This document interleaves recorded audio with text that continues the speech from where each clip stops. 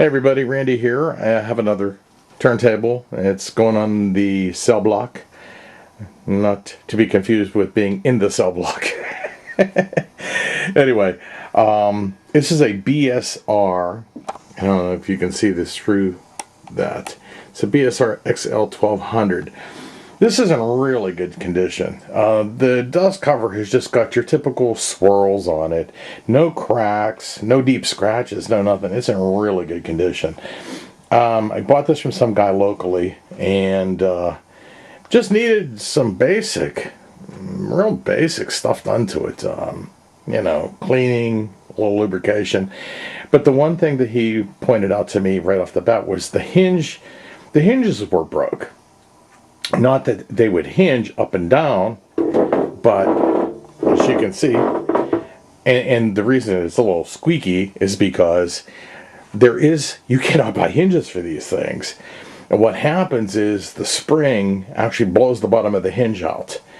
It's a poor design on a lot of these mid-80s manufacturers. They were all using these same kind of springs. Dumb design. And the tension of the springs blows the bottom out, and then the hinge has no way of keeping the dust cover up, and the dust cover just falls. So in the pictures that you will see of the still shots that I did, you will actually see how I fixed the hinge. It actually holds the cover up now. But I did it with basically a couple of small screws and nuts, and just put them through where the pin used to be that would go through, and the dust cover now stays up. Don't mind my desk. It always looks like this. Anyway, and so we're going to set things up, and by the way, this is also programmable. So I'm gonna sit my butt on the floor in front of this, and you can actually program in the tracks, and it's real easy to do. I already have the power turned on. And it even knows what's, like I have an album on there, it even knows. I'm just going to hit play, and it actually knows it's an album on there. So I'm going to hit play. There we go. And there goes the arm. And notice it's an album. And it selected the speed for 33. And it went to the first track and it's playing it. Now this has an optical stylus assembly, cartridge assembly on it. So I don't have it plugged into the camera. That's why you cannot hear it yet, but you will. But you can actually, I'm going to hit stop on this now. Stop. And it returns the arm back to the rest position and shuts the platter off. Now, if you want to, and when you do that, it automatically goes back to both speeds, so it automatically knows whether it's a 45 or an album. Now, if you want to do the memory thing, you select memory, but you select your program. So say you want track 3, you would program in track 3, it's flashing until you hit memory, and then it locks it in. Then if you wanted to select track 6, you press 6, it flashes, and so you hit memory. And now if you notice, they're both locked in.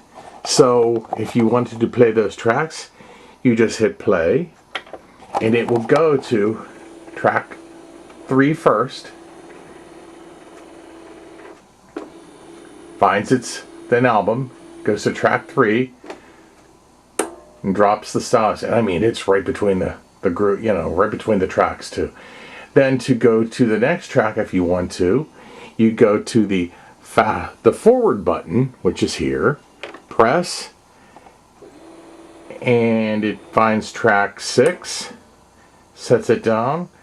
It's an awesome, cool turntable. It really is, and it works perfectly. And I'm going to hit stop, and shut it down,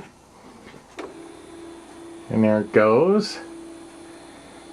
Platter's still spinning, and it stops. So now I'm going to hook it up, the turntable, directly up to the camera, so y'all can hear the quality of the cartridge. And by the way, I have a brand new stylus for this also that I ordered online. It came, the old stylus is in there. It will ship with the old stylus. If you want to use, the old stylus has some life left to it, but if you want to install the new stylus, it is included along with a 45 adapter that will come with it too. So I'm going to pause this and then fire it back up directly into the camera and play some tracks. The platter mat, the belt will all be removed for shipping and will be at the bottom of the box under the entire assembly for protection. I will somehow lock the arms so that it doesn't go flying all over the place. The original packing material for that is it's not anywhere to be found. Whoever owned this thing originally probably threw it in the trash like everybody usually does.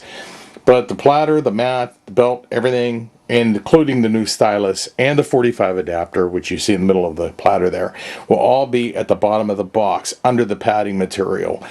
And then just pull it off and you can assemble it. And the dust cover will remain on the unit for shipping, and I will package it and pad it very, very well. And hopefully, and as I do now, because of the shipping fools, I now take pictures of the packing process so that they can't pull any punches on me, and they do try. So with that, I'm Randy, and thanks for watching.